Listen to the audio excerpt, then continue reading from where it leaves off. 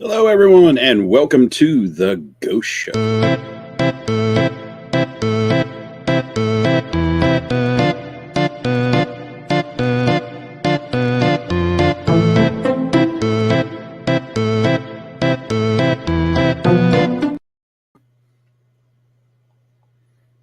Hello, everybody, and welcome to the Ghost Show. My name is Professor Christopher McLaughlin, and in addition to my other many exciting middle-age activities, I am the creative pit boss of Ghost Show Press, a small but mighty voice for independent cinema, independent creators, creative freedom, and championing movies that might otherwise be ignored. And if this is your first time joining us, yeah, well, sorry about that.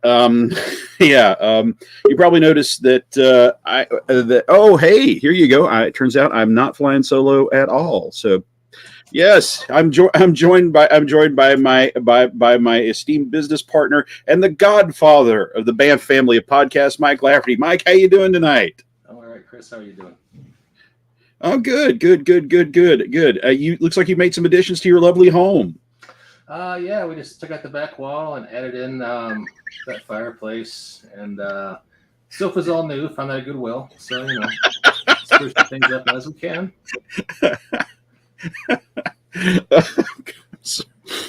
Decorating on a budget. Well, thanks for joining us here. It's good to see you. And hello, Sean, and welcome, Sean. How you doing tonight? Hey, Sean. It's good to see you, sir. Hey. All righty. Well, let's see here. Yes. Well, yes. So, yeah. Well, this is the Ghost Show. This is a podcast that we do periodically to talk about what's going on with Ghost Show Press and our current projects. Current project being our Kickstarter for the third in our series, Everyone's Gone to the Movies, where I round up the most talented writers that I can find, and we all pick based on a theme, we pick a neglected film and talk about why you should watch it and how you can find it and what you should look for as you watch it. And again, if you're new here, we have done one volume, Transgressive Horror, and you can see this is an actual book that you can buy. Okay, we're not one of those fly-by-night, take your money and then head to New Zealand kind of Kickstarter operations. We make real books and give them for real people, and it's like you. And well, hey, I had it upside down, but here you go. We've actually done a second volume, Subversive Sci-Fi, and you'll notice that much like me, as time rolls on, the books are getting progressively thicker. And the good news this week is on volume 3. Excuse me, I don't know why I'm sounding adenoidal all of a sudden, but yeah, on volume 3, thanks to the generous support of our backers, we started out with 40 essays, which is the same size as Subversive Sci-Fi that we had 40 going in, and thanks to our wonderful backers. Fantastic Flops is going to be bigger than this. It's going to be at least 43 essays. And one of the things that I wanted to talk about before I forget is we still have 3 reward levels left where you can add to that total. And the brilliant thing and the great thing for you, the backer, is if you back us at that level, we'll do the movie you want done. I think we have a tremendous lineup of movies. We have everything from Curse of the Cat People to Morbius and the Dungeons and Dragons movie. But if we left out your favorite flop, hey, back us at that level. You'll get Fantastic Flops in 3 different formats. You get EPUB, you get PDF, and you'll get a print copy. And we'll write about whatever movie you want us to write about. If we can find a copy of it, if you want to advocate for Computer Beach Party. Or if you think that Blood Freak, for me the best Were Turkey movie ever made, if you think that deserves some time in the sun, whatever. If we can find a copy of it, London After Midnight, okay, but that one maybe we can't do. If it was on nitrate, that may be a problem. But if we can find a copy of it, and I don't want to brag, but I know some guys. I can find a lot of stuff. You get a lot of guys named Russian FTP sites. Is that what you're saying? Yes. Yeah, it was one of the most artful things I've had to write is that the essay that Darren Watts was going to do, and I'm gonna carry that across the finish line for him was for this movie Inchon. And except for a cable TV showing on like one of the most obscure channels there was, it was the old, I think, the Nostalgia channel. Back in 2001, it literally has not been seen anywhere. It's not available anywhere officially. And I'm having to be very artful about how I'm commenting on this film, like I just recently seen it and might possibly have access to a copy. Yeah, because folks, piracy is not a victimless crime. Please do not distribute copyrighted material. That's wrong. I mean, you will be starving multi-billion-dollar multinational corporations, and really, how could you sleep at night after that? Bob Iger needs another yacht. I mean, he's got a couple, but come on, that's. Well, this is Disney. Fuck them. Yeah. All righty. And thank you, Sean. I totally agree. Hey, thank you for reminding that. Reminding me to mention that. We have this third theme because of a longtime friend, Lucian Solban, one of the most talented people, one of the best human beings I know. And Lucian is he contributed to a great essay on Andromeda Strain for this one. He's also going to be in Fantastic Flops. This was all his idea. Especially if you're with us during season 2, we talked about like musicals. We did a whole night trying to what could we possibly do for a musical volume. But yeah, that was his idea, and so yes, all credit to Lucian for that, and I'm so happy to be working with him. It's one of the real joys of Ghost Show that it's hanging around the tabletop gaming industry as freelancers. You run into all these talented people, and you say over and over and over and over again, "Hey, we should work together," and it's completely out of your hands, and it's just so wonderful to actually be able to hire these people. And here we go. As folks know, we love old timey Southern territorial wrestling around here. So of course we got to. What would it be without somebody running in from the back with a metal folding chair? So our surprise guest for tonight is our friend Tim Thompson. Hello, Tim. I forgot my folding chair. Damn it! I got a spare one behind the piano. Just hang on a second. I had a difficult time logging in. I apologize. No, that's quite all right. It's quite all right. I'm just hoping everybody forgot when they first logged in, it was just me, panicking and with a hairstyle that says that man hasn't been to his day job in weeks. So thank you guys for showing up. Now that my heart is beating again. Sorry, I was delayed. I had to attend to the goats and chickens. So. Oh, it's okay. It's okay. And moving pianos is a pain. I think we've all been there. Well, the goats were helping. But hey, Chris, if You're actually goats at Fainting Goat. That's fact, not brag. My son's school owns about 10 acres on which they have a goat paddock. And he turns tending the goats, and they also have a chicken pen. And they do, in fact, about half the goat herd of 6 is fainting goats. But they're very used to me. They no longer lock up and fall over when I approach them. So progress has been made. Hey, anyway, while you're laughing, I want to break in and say I just made a tiny URL. If we have any listeners or folks who want to share the URL, super easy way to do it without typing in that long Kickstarter, just tinyurl.com/fantasticflops and spread our word far and wide because we have just about 2 weeks left and we're trying to 55% as of a few minutes ago, and we're trying to reach the top of that mountain. Right on. And while I try to recover from the shocking revelation that your son's elementary school is in some kind of agricultural real estate scam. This was a very semi-rural area. Now, the sprawl has spread to it, but they were set up like 20 years ago, and they had goats and chickens and little hiking trails. And, we used to be very granola out here in the Denver area. It's changed a little bit, but, this is kind of an artifact of the past. So, anyway. Fantastic Flops. I've actually back to the level where I can make you write whatever essay I want to, Chris. I'm just mulling over, how I can do. Well, I've been in education for almost 30 years, so I'm well acquainted with the life of being a trained monkey dancing to whatever tune others play. So yes, happy, honored, and delighted to that. Hey, Mr. Thompson, I have not had the pleasure of meeting you that I can recall. Could you tell us who you are, what you're about? Well, we did meet because I believe you were a part of the podcast that I did when I subscribe to a level for volume 2. Oh, okay. Well, then I'm You know? terribly sorry because my memory is terrible because I'm an old man. Please forgive me. Yeah, well, Tim, go ahead. Please tell us who you are, what you do, and what you're doing for Fantastic Flops. I am Tim Thompson. I am a director, a filmmaker, and a creative media director in Houston, Texas. You had made that film we talked about. I made that film Yeah. back in the 90s. No Resistance, which was re-released last year. Oh, wow. Folks at Saturn Core and Vinegar Syndrome, and they helped make a brilliantly restored version of No Resistance.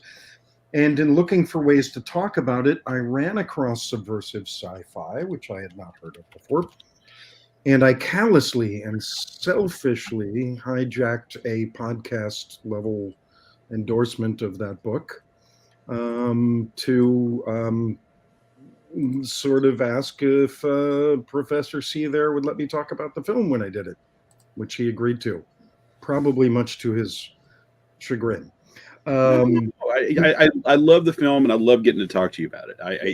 And we had a great time talking about yes, it. we did. But also then I got the books, and I really, really enjoyed the books. And so I'm backing it for the third book, of course. But I also asked if I could pitch an essay in it, and again, I got approved for some reason. And had the best time of my life this spring writing an essay for this book, which I used to write a lot about film, but then I got away from it, and I had so much fun digging back into that. So I wrote an essay for this book, which I hope everyone will get a chance to read. Well, you got approved because it was a great piece of writing, and your affection for the film really showed through. That's really that's kind of our goal one here. And for those, you can tell that from the people who have submitted essays for the previous books. I mean, alrighty. And for those of you that would also like to check out No Resistance, there's the link where you can go and you can limited edition on this one. So there are there are only going to be so many copies of these made. I urge you to get one because that was one of the more fun weekends that I've ever spent at the cinema, because it was a good film in its own right, and again, the love of the creator showed through, and that's something that will always hit me in a special place. But there you go. For any of our audience out there who might be listening and not viewing, that's the vinegarsyndrome.com, and you search for the movie title, which was No Resistance, and you can find it right there. So yes, indeed. But these books, okay. So got my copy right here. I got to tell you, some of the essays in this are so good. Nobody paid me to do this, by the way. Okay. I'm just doing it to fill airtime because I'm a broadcaster, so I'm doing that. One of the advantages of being a professor, everybody knows I'm not bribing people. Right. Chloe Mavio? Yes. Or Mavio? Mavio? Mavio. Her essay on Crimes of the Future is fantastic. Chloe is one of the most unique individuals I've met in my life, and I was so thrilled that she's available to write for me, because she's, for those of y'all that have not checked out her site, The Gutter Review. Yeah. Just one of the most unique voices in media today, it's so overplayed, but there's literally nobody else on earth who writes like Chloe. So I just really just check out what she did in these books, and go check out her site. Really a fantastic writer, and I will say thank you on her behalf. Yeah, that was great, and I did then check out the Panel Gutter Review, which has amazing articles in it. And then Lucian's Andromeda Strain article, could be my life. Oh wow, really? I mean, not that I lived on an expat oil platform like he did, but the way he responded to it was just fascinating to me, because it just viscerally connected with me the way I first saw Andromeda Strain. So yeah, well, I've been very happy that a lot of writers have chosen to write their truth. We do mix in the stuff that is actual respectable publishable academically film commentary. But I also really enjoy it when writers can just embrace their experiences with the film. And Lucian, such a talented guy, really brought it on that one. Yeah.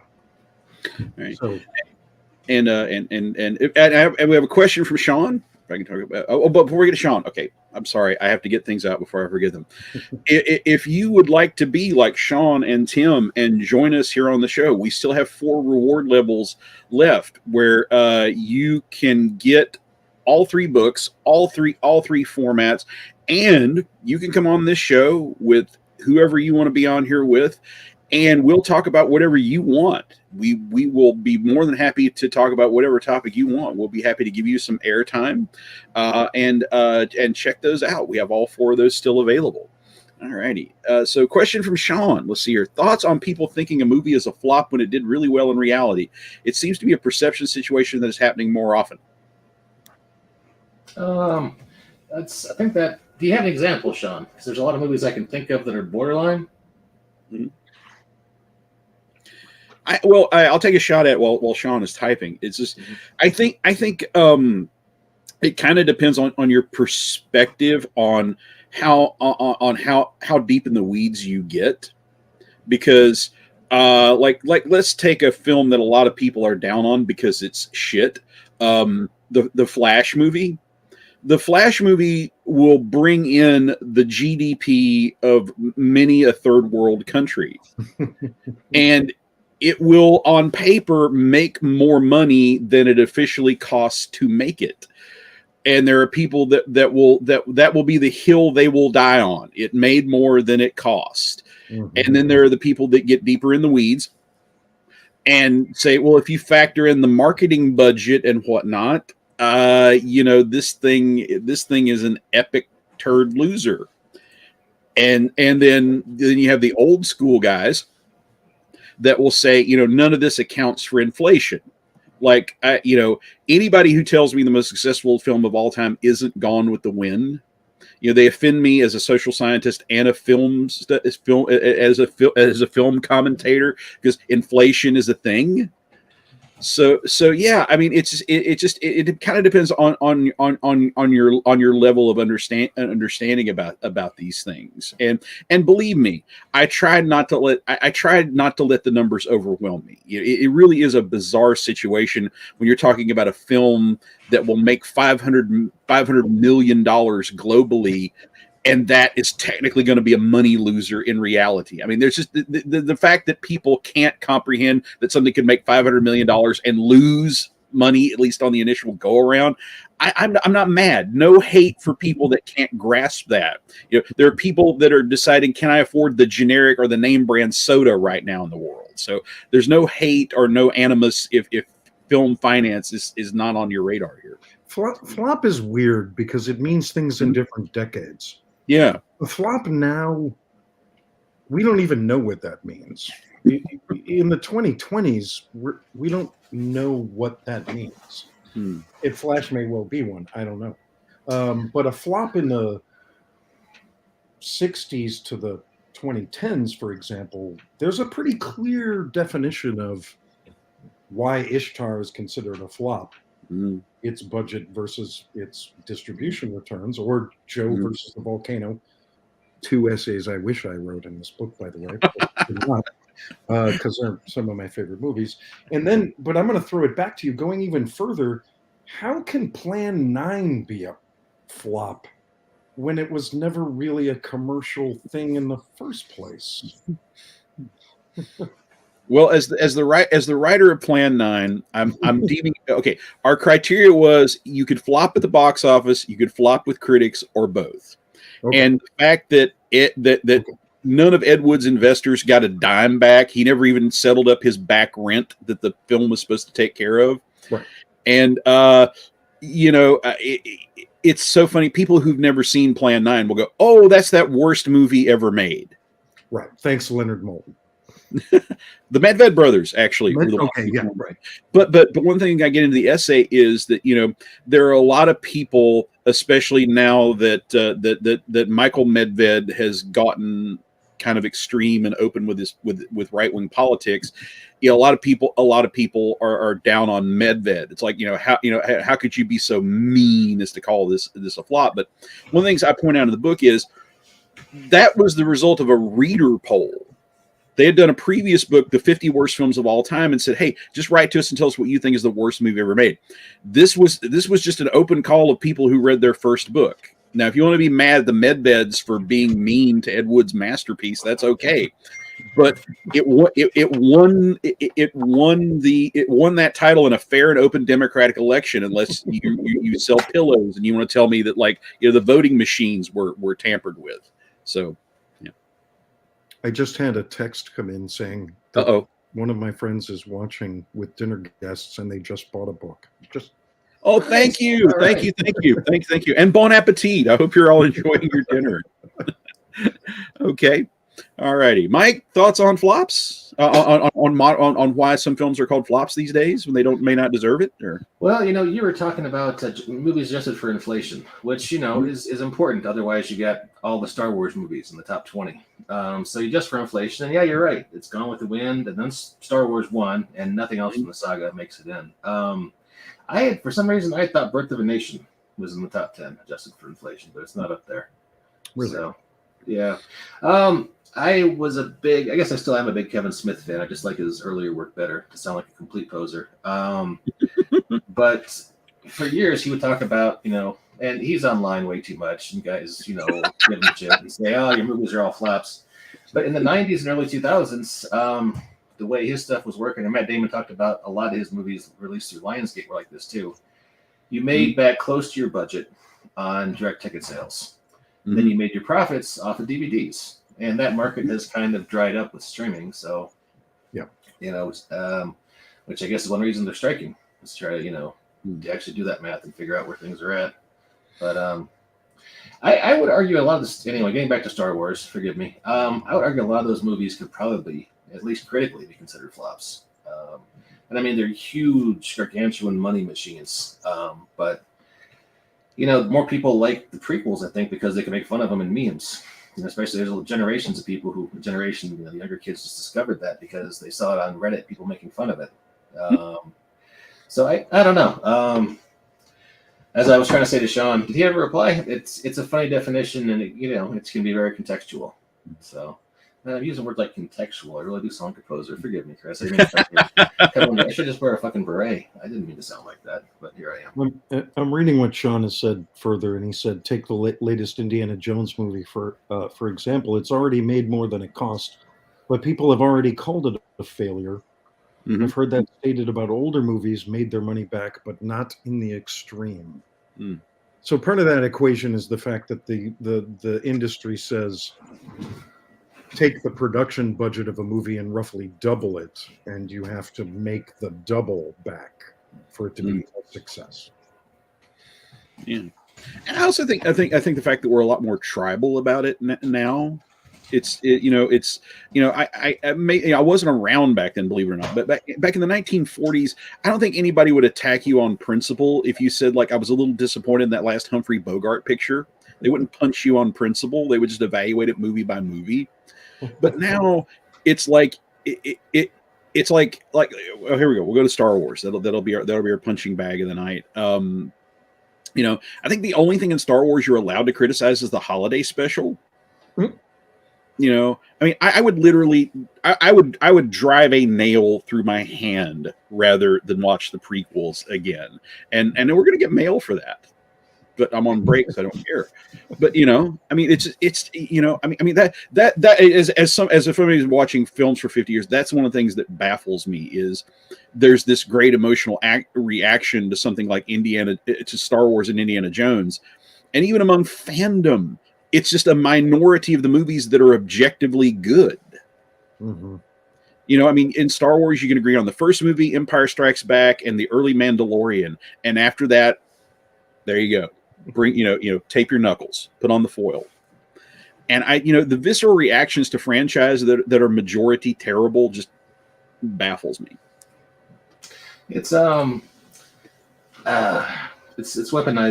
it's monetized nostalgia.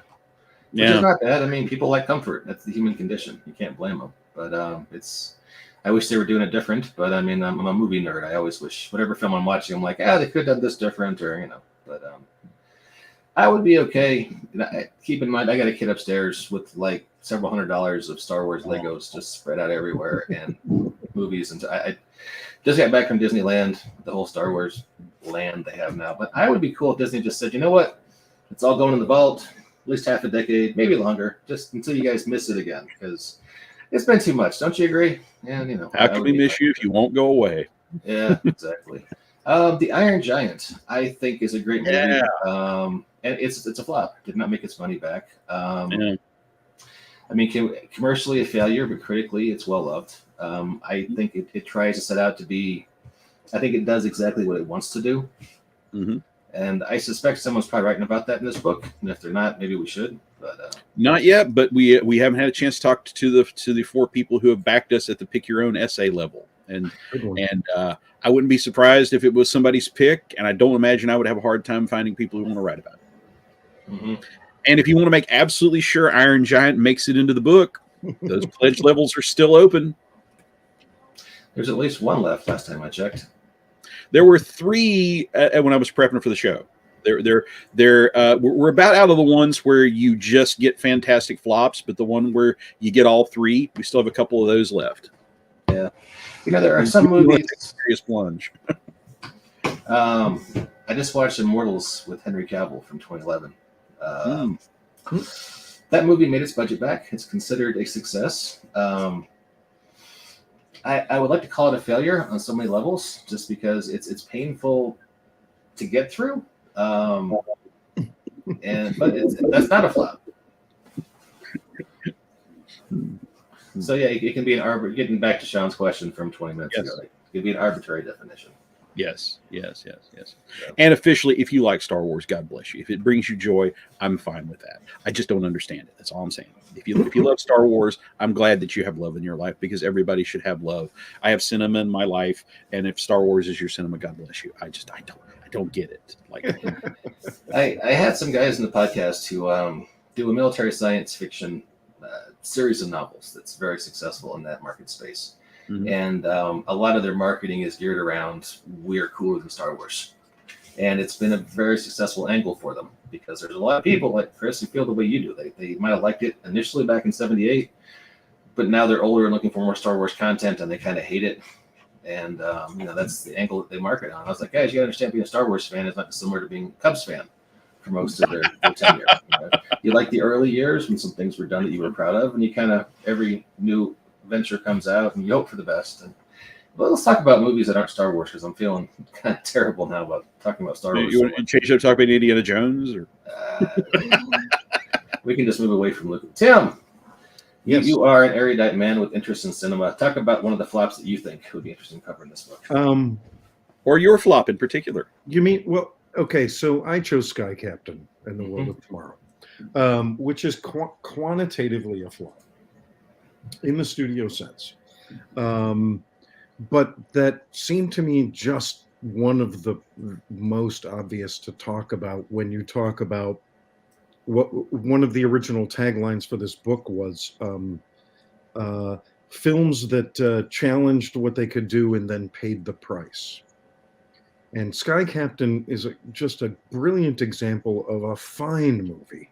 I don't know if it's anybody's favorite movie in the world, but it's a fine movie that attempted to do something technologically at exactly maybe 9 months from when it should have, and did it in service of a story that may not have been what the public wanted at the time. And I just thought that was a fantastic juxtaposition.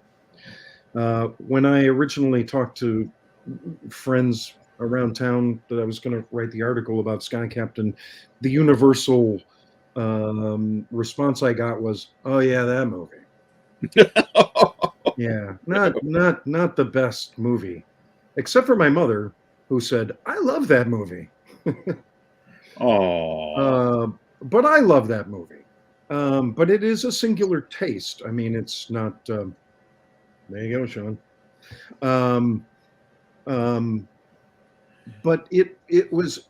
Can you imagine a movie that got marketed like that started as an indie that could literally have been made for $15,000 in 2003 if they'd have stuck with it long enough, but got jacked into the studio system that then I guess kind of like vultured its possibilities and then jacked it up into a $70 million movie that it could never be. Mm. And was the sacrificial martyr for the idea of doing an all digital film or a digital backlot film. And the idea that the public may have had to been exposed to one of those that they could make fun of first and let it fall so that everything else could come after it and not have to deal with the specter of we're doing digital cinema. And so I just love it at the crossroads of making an honest, old-fashioned adventure serial from the 30s, sticking to its guns, doing exactly that, and then not getting the audience it wanted. Until later, I guess. Sean agrees with Yeah. Yeah, I remember when it came out. One of the things you addressed in your essay is one of the sort of like mini controversies about it was using that posthumous footage of Sir Laurence Olivier. Right. And there was this we were already in that controversy, a new controversy every 2 or 3 days period of human history, but there was people terrified about that of oh well, what in the future when they can just scan actors' images and just reuse them to make new movies, and it's like it predicted today's controversy 20 years before the fact. It does and it doesn't. It's funny because of course they paid the Laurence Olivier estate to use his image. The actor got paid, right? And also all they did was dig out a bunch of old BBC interview footage. Whereas nobody was complaining when Fred Astaire was dancing with a Hoover vacuum. Well, people did complain. It's just nobody listened. At least Laurence Olivier was in a movie, which I don't know.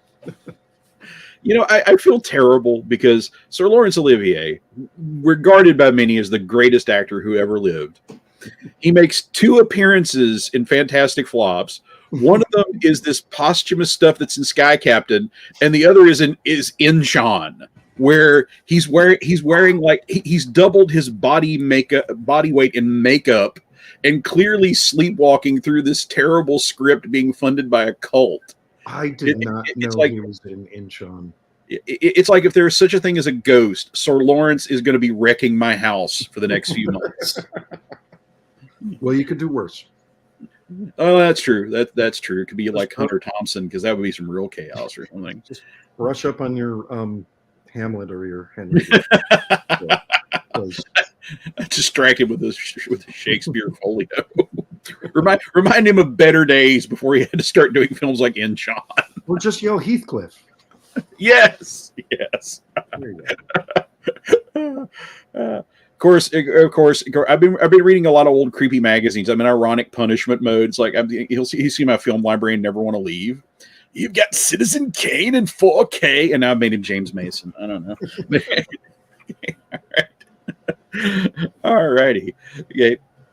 Now, one of my standard questions is, okay, did you have a runner-up? If like you couldn't have done Skycat or another film you may have given strong consideration to doing for Fantastic Flops? Well, I love that somebody is doing Joe versus the Volcano, because I don't think that gets enough. Yeah. And hello, Nocturnal Frequency Radio, who just popped in. Well, thanks for joining the show. Go ahead. Yes. And and I've defended Ishtar since the day I saw it in the theater, and I still think it's a brilliant piece of work, and I love Nick Elaine May. Yes. I think I think there's another movie that I think deserves an essay, and maybe it'll be in a further version of the book. But there was a mid 90s movie. I am not prepared to give you facts on this. Okay. So, there's a movie that was made in the mid 90s by a very famous special effects team called Meet the Hollowheads. Oh, yeah. And I thought this movie was brilliant when it came out. And it has got to be a flop because I don't think anybody's ever seen it since. So that would be my one. Let's just leave it as a tantalizing Ooh, idea. ooh. What And about you? Ooh, and not to sound like Jerry Lewis on Labor Day, but remember, folks, if you'd like to read more about Meet the Hollowheads, hit that URL, hit the pledge button, and we'll write about that. Again, ironic punishment. If you want to make me watch a Star Wars prequel and write about it, hit me. I'll take that hit for the team. If you enjoy watching me suffer, Condor Man. Oh my God, Sean Vieira. Oh my God. Okay, am I the only one? Am I the only one who just lost about 40 years on Condor Man? Because everybody else looks baffled here. I love that movie, and I saw it in the theater. Whoa! Yeah, I was like 9 or 10 at the time, maybe younger, but yeah. Pixar recently worked a Condor Man cameo into a Toy Story short. Oh my God! It was subtle. It was the toys got lost in a ball pit at a fast food restaurant, and there's a secret cabal of all the fast food Happy Meal toys who meet at midnight in the ball pit. And one of them, they didn't ever call him by name, but he was Condor Man singing a little Condor Man car. Like, oh, hey, I know that guy. So, well, we know and we love Sean's taste. So if he speaks up for Condor Man, I'll believe it. But Mike, let me ask you: do you think it's something that would hold up today? It didn't hold up well at the time. So 81, it's already the wheels are coming off. Huh? I mean, I was a kid who really liked superheroes, and it was a superhero movie, and I was going in, and it didn't live up to my expectations. My expectations were based solely on a movie poster. I was a 10-year-old living in Greensburg, Indiana. There was no internet. There were no. I didn't go to other movies. But could the idea be revamped? Sure. I thought it was kind of cool. Disney was actually going all in on a live action superhero movie because I don't remember it. This was even before Superman, if I'm recalling correctly. Yeah. This would have been in between the first one and the second one. Okay, so maybe they were trying to cash in on that. So now, if I were going to think of someone is surely doing Office Space in this book, right? Doing what? Office Space. No. But it's funny that having done sci-fi and horror, we do have openings for other genres like that. But we have a couple comedies already lined up. Mike Mason, I just read his Lebowski essay last night, and he includes his own personal White Russian recipe. So here you go. So technically, if you back Fantastic Flops, you're technically getting a cookbook. And it's a very British type of White Russian, so it's sort of a White Russian expat recipe, which I'm going to try. But anyway, yeah, and Shannon Watkins did one of my favorite comedy-issues, the king of comedy, which always gets some awkward laughs from me at least. But I was really happy that with Fantastic Flops we didn't necessarily have to do straight genre pictures. Yeah, that's why it's great Ishtar's in there. Yes, and Matthew Dawkins. Oh my God, the one Matthew is a great writer, and I love his take on the movie. It's just I wish that we could do a multimedia version of this because he does such a good job of advocating for the soundtrack. It's almost like you would want like an audio version of it. We'd get sued. We couldn't afford to license all these Paul Williams tunes. But it's like you would want this to be like a multimedia thing with his essay because he makes you want to re-listen or check out the soundtrack in his essay. And I thought that was great. Awesome. Mosquito Coast a flop? That would be a good one too. Ooh, that one I'd have to. I don't know if it's an according to Hoyle flop. I'd have to check. I remember during that period where Harrison Ford was trying to do to get as far from Indiana Jones and Han Solo as he possibly could, and he was doing all of these really acclaimed dramatic films, and they were doing box office. People would. There you go. How much love do we have for Harrison Ford? The people who loved him with a bullwhip. Hey, he's in Regarding Henry. Yeah, people showing up. Witness was the big one there. Well, he's still kind of an action hero mode in that one. that one. But the Indiana Jones films that were shown up for regarding Henry, those were the ones I thought were hardcore. Mosquito Coast. All right, tell you what, you It had guys. a budget of 25 million. It grossed 14.3 according to Wikipedia. Okay, yes. There's a challenge goal then too, because Mosquito Coast is freaking brilliant, and that should be paid attention to too, I think. Is there a parallel universe out there where like they're up to like Mosquito Coast Part 5 and people are asking 81-year-old Harrison Ford to go back to that jungle just one more time? Lee Cardassian Boyle wrote that novel to make the protagonist a terrible person who makes bad choices, and nobody wanted to see Harrison Ford do that. And Harrison Ford was like, "I'm going to do that." It was great. All right. I have this idea that these sequels are happening because Harrison Ford loves Calista Flockhart, but he realizes time away is what really keeps his marriage together. So he's calling George Lucas and being like, "Can we make another Indiana Jones movie, please? You don't understand. I got to be away for about 4 months. So I got some stuff I got to blow over." That's just a thought I have. I started about the time that Ender's Game came out. I just realized that Harrison just wants to go. He wants to fly his plane, hang out with his much younger wife. But I mean, it's like I think maybe Disney still has the frozen corpse of the drifter that he accidentally ran over one night. And it's like he'll be 90 and like, "Harrison, Disney stock is down. Get the jacket of the whip." Not that Disney would ever resort to ruthless tactics like that. Okay. All righty. So if you guys don't mind, I want to hit Sean with a question here because he's brought up Condor Man. So I gotta lovingly retaliate. Okay. All right, Sean. Return of Captain Invincible. Oh, Jesus Christ. Okay. Now while Sean is typing, oh God, I hit Mike. You've seen Return of Captain Invincible? Yeah. I don't want to get all into it, but yeah, I was. There was a lot of potential there. I like the idea, but it just kind of. I don't know. What'd you think about it, Chris? It's so funny. The idea is solid. I've always had a soft spot in my heart for Alan Arkin. May he rest in peace. We miss him, and I'm literally. I am named after Sir Christopher Lee. I can't say anything bad about him, and it's like I sat through it and like I can rewatch the musical numbers. Mm-hmm. That musical number where he's trying to get Captain Invincible drunk, and you get to see Christopher Lee giving it every fiber of his being with that deep voice. But it's like I would at least defend the music, but the guy who wrote it, oh my God, it's gone. The Rocky Horror Picture guy, it's gone. Oh, why can't I think of the Rocky Horror Picture guy? Because I need to know his name. You're talking about Richard O'Brien, composer Richard Hartley. Sorry. Lyricist was Richard O'Brien. Richard O'Brien. I'm sorry, Richard O'Brien. Yes. Yeah. Even Richard O'Brien hates his own score. How do you love something even the defenders won't the creators won't defend? Tim, have you seen Return to Captain Invincible? I think so, but I can't. I that may have been lost in a fog somewhere. I'm not sure. I almost get it mixed up with. There's kind of a movie that's like it. That's from the very late '60s or early '70s. I think called The Projectionist.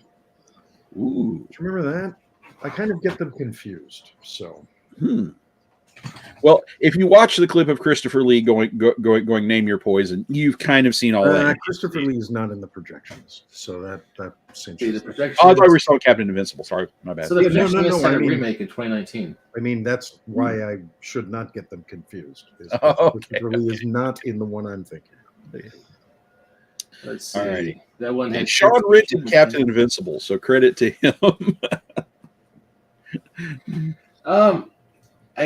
I could talk about that movie all night, and I won't. But I saw it at a time I was trying to write comic books, and it struck me how it was ahead of The Watchmen and kind of checking a lot of the same boxes that Moore checked 3 years later in '86.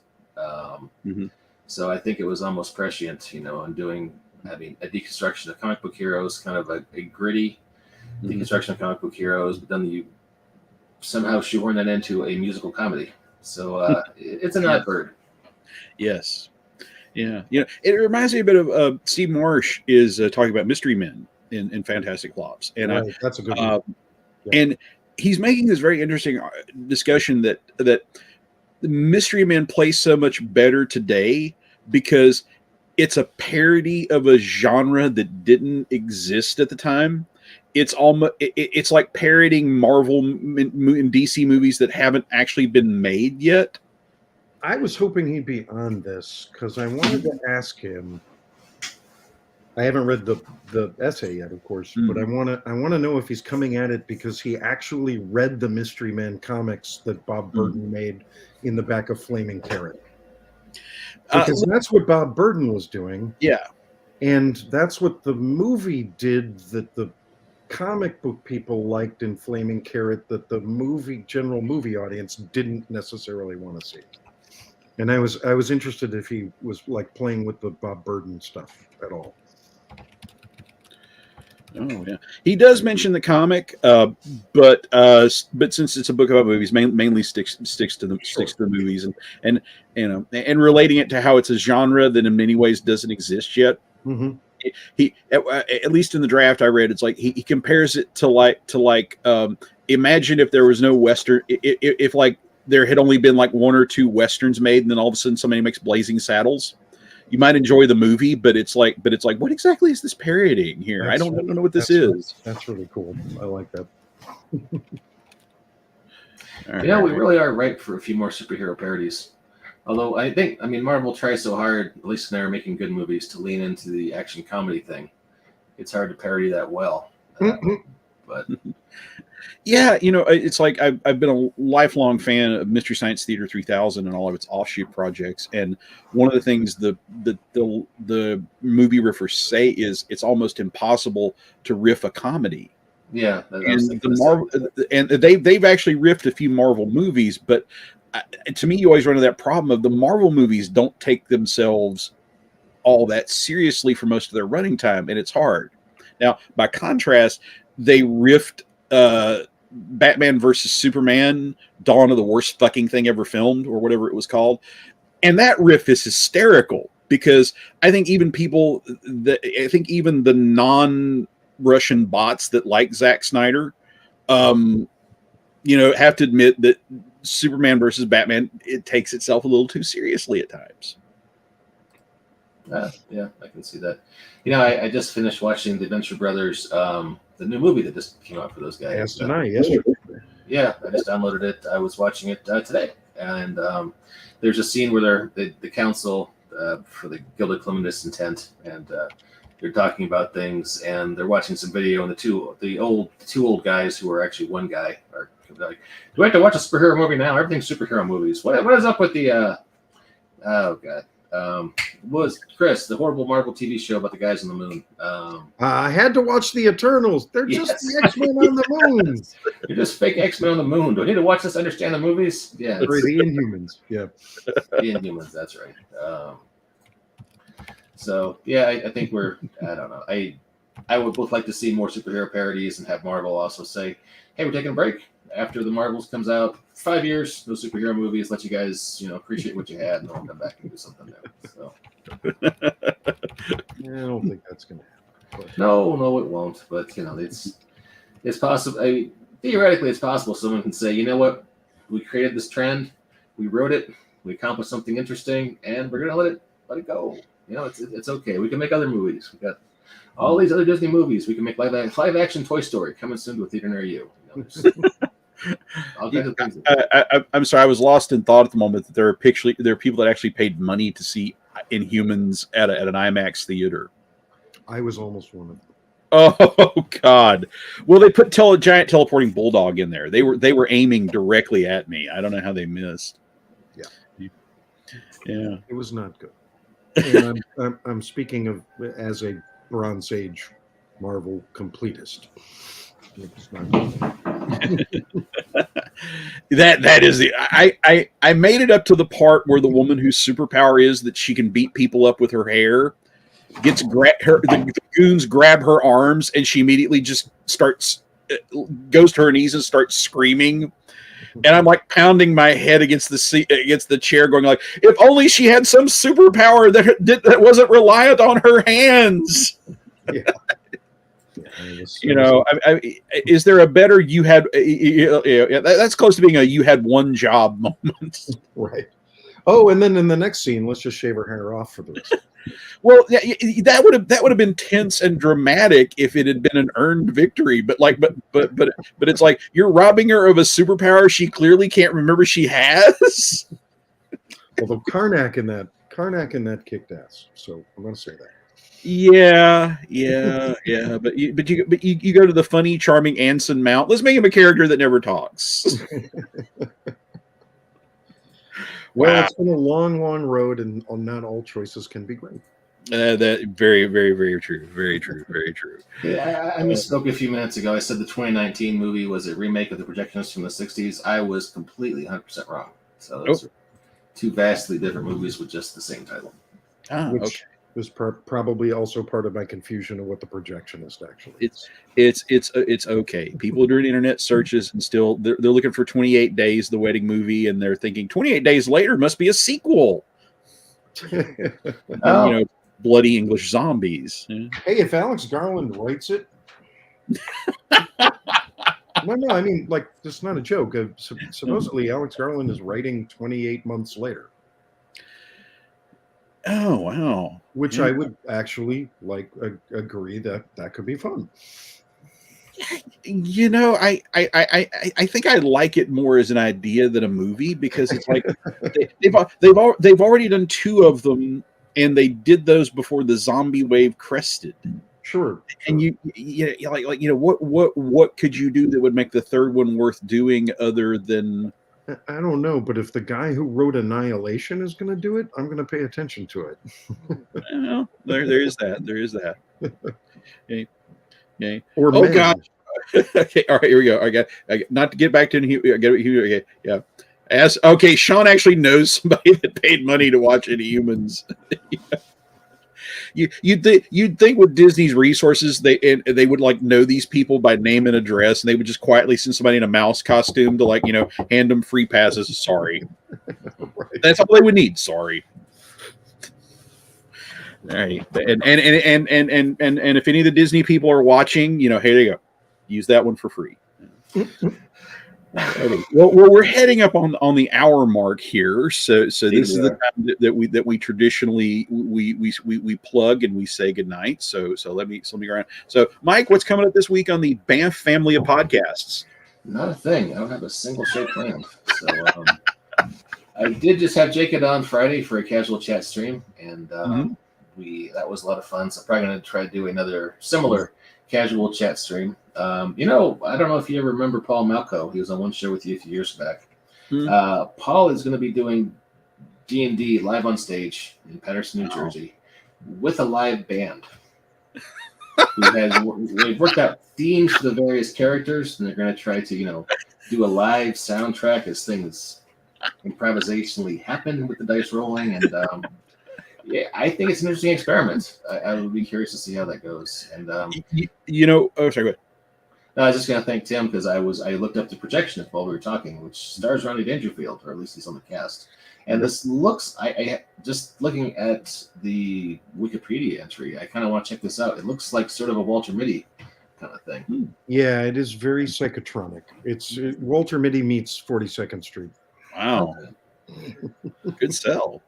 Yeah. Well, you can tell Paul if you talk to him between now and then that one of the absolute strangest things I've ever seen in my life is back in the days of territory wrestling, a couple guys from the legendary Memphis territory, Jerry Jarrett, Jerry Lawler, where they did the feud with Andy Kaufman and all that, to benefit the local public television station, and that may be the least believable part of this, they did a live wrestling match accompanied by a symphony orchestra, and the orchestra accompanied the wrestling match. And if I had not seen actual footage of it, I would not have believed it. So if you can do live pro wrestling, hey, why not gaming? There you go. Let me ask you, did the two things mesh in an interesting way? it's kind of like the movies Norman Mailer made. Everybody should see them once, but nobody needs to see them twice. All right. I hear what you're saying. Yeah, just or the old thing about a dog riding a bicycle. You don't criticize that it's done poorly. You marvel that it was done at all. All right. Alrighty. And Tim, I know you've always got your hand in a number of different projects. So what else are you working on?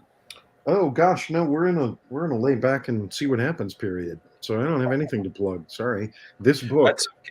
That's okay. Book. The theater company that I've worked with for 20 years is celebrating their 30th anniversary next weekend. Catastrophic Theater in Houston, Texas. Wow. We're having a big gala party where we're showing all 30 years of their history there. Wow. Downtown Houston match. We're going to set up that party, and then after that, we're going to chill out for a little while. Sounds like some well-earned rest there. All right. And congratulations for thriving for 30 years with a name like Catastrophic Theater.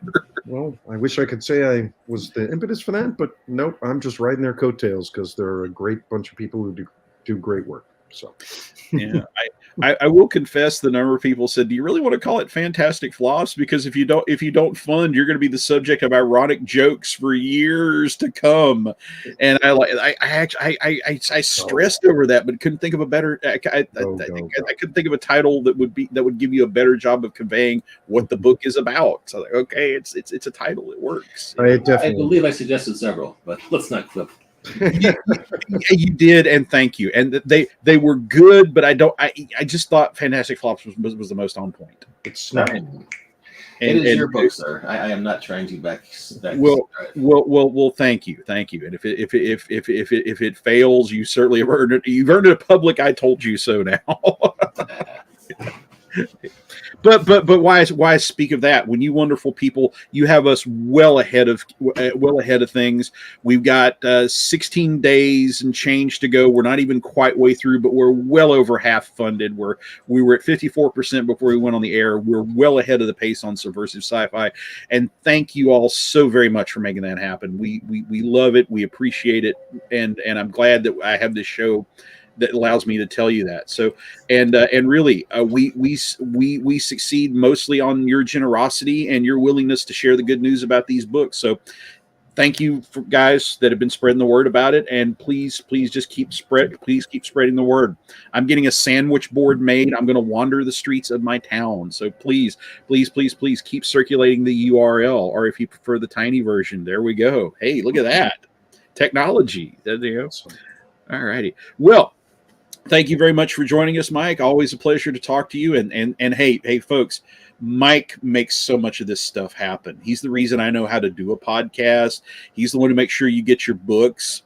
Him and my wife are this wonderful tag team that keep me from doing so many incredibly stupid things. So really, I can't thank Mike enough. He makes so much of this happen. And Tim, it's been a great pleasure getting to know you and enjoy your films, and now enjoy your writing, and to boost the signal on what a fantastically talented individual you are, and what a great dude you are. So glad that we could make this happen. Thank you for showing up tonight and talking to us. Absolutely. Thank you for being a part of the show. And thank you all for joining us tonight. Now, this is the point where I usually put in a plug for next week's show, but I have to be vague for good reasons. My aim for the next show is to talk to this wonderful group of creators I have in the UK and Ireland. And the home of Doctor Who lives in a time warp. It's like they're at a different time from us on the East Coast. Who knew? So we're trying to breach the time barrier and set up a date and a time that we can make this happen. So, but please keep an eye on the Ghost Show Facebook page and on the Kickstarter page. When we get a definite date and time set up, we'll let you know. But the next show, we're going to be on UK time, talking to Irish and British creators, and we hope you'll join us then. Thank you, gentlemen, for joining us tonight. Thank you for watching, and until next time, this has been the Ghost Show.